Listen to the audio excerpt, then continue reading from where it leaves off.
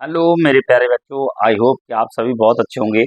आपकी स्टडी भी बहुत अच्छी चल रही होगी। मैं रामरूप सर सफलता कोचिंग क्लास से धार से आपके लिए 9th 10th 11th 12th का व्याकरण में आपका लेक्चर 11 लेकर आया हूँ। इससे पहले लेक्चर 10 तक मैंने नई कविता की विशेषताएं अपलोड कर दी थी। यहाँ पर है आदिकाल या पुस्तक में वीर गाथा काल किसे कहते हैं, इसकी विशेषताएं। इस योग की प्रमुख धारणा मनोरंजन की थी। इस काल का प्रिय अलंकार अतियुक्ति और अनुप्रास रहा है। विद्यावती की पद्मा पदवालियां भक्ति श्रृंगार रस से ओतप्रोत हैं। यही हिंदी का आदिकाल है या वीरगाथा काल है।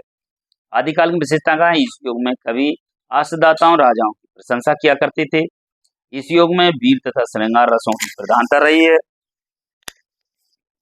इस युग में छप्पा और दोहा छंदों का प्रयोग किया गया है। इस युग में सजीव युद्धों का वर्णन हुआ है। इस युग में राज आश्रित चारण कवि हैं। आदि काल के कवि एवं रचना दलपति विजय, हुमायूं रासो, नरपति नालय, वैशलदेव रासो, चंद्रवरदाई, पृथ्वीराज रासो, जगनेक, परमाल रासो, अमीर खुसरो, पहेलियां दोहा, विद्यापति, पदवावली और कीर्तिलता। क्वेश्चन क्रमांक दूसरा है, हिंदी साहित्य के प्रथम युग का नाम वीरगाथा काल क्यों पड़ा? इस काल के राज आश्रित चारण कवियों ने वीर रस के फुटकर दोहे लिखे। श्रृंगार के साथ वीर रस प्रधान है।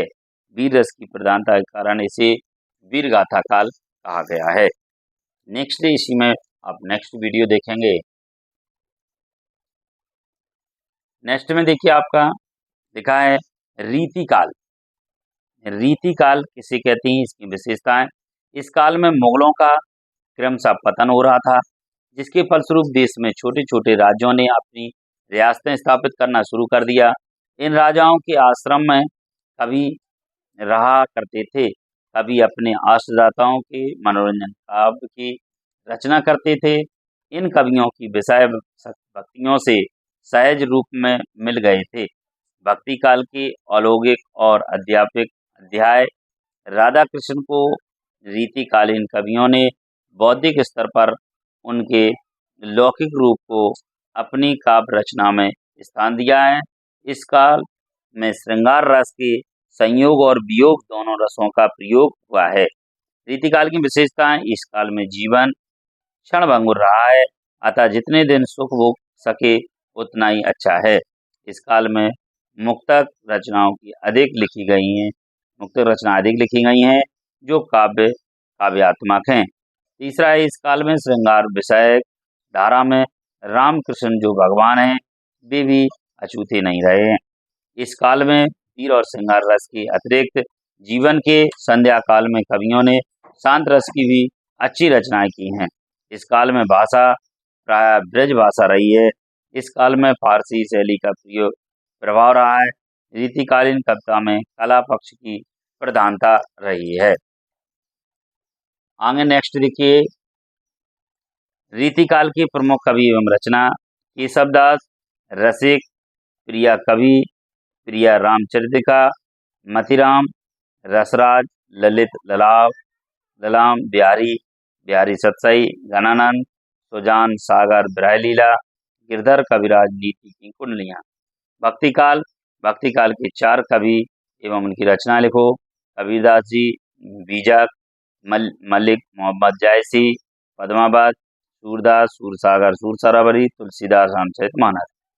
अगला क्वेश्चन है, भक्ति काल में भक्ति की चार शाखाएं एवं उनके प्रमुख कवियों के नाम लिखिए।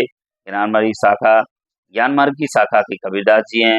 प्रेम मार्ग की शाखा भक्ति शाखा मलिक मोहम्मद जायसी हैं। राम भक्ति शाखा तुलसीदास जी हैं। कृष्ण भक्ति शाखा सूरदास जी हैं। ज्ञान मार्ग काव्य धारा की विशेषताएं लिखिए।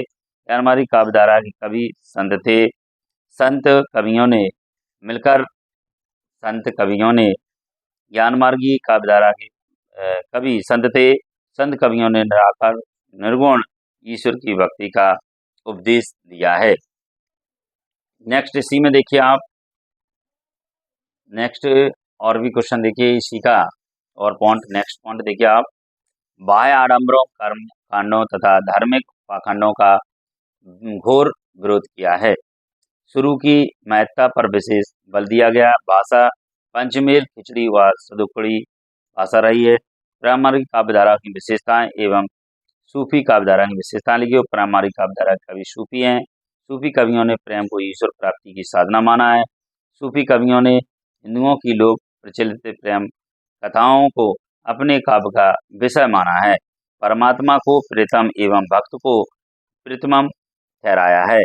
राम भक्ति शाखा की प्रमुख विशेषताएं: राम को ईश्वर का अवतार मानकर उपासना की गई। राम के लोक रक्षक रूप का वर्णन किया गया। दास्य भाव की उपासना पद्धति का निरूपण किया गया और मुक्तक के साथ साथ प्रबंध कवियों की रचना की गई और भाव पक्ष और कला पक्ष का संयोग रहा है। आशा करता हूँ यदि आपको ये वीडियो अच्छा लगे तो लाइक सब्सक्राइब जरूर करें, अधिक से अधिक शेयर करें। धन्यवाद।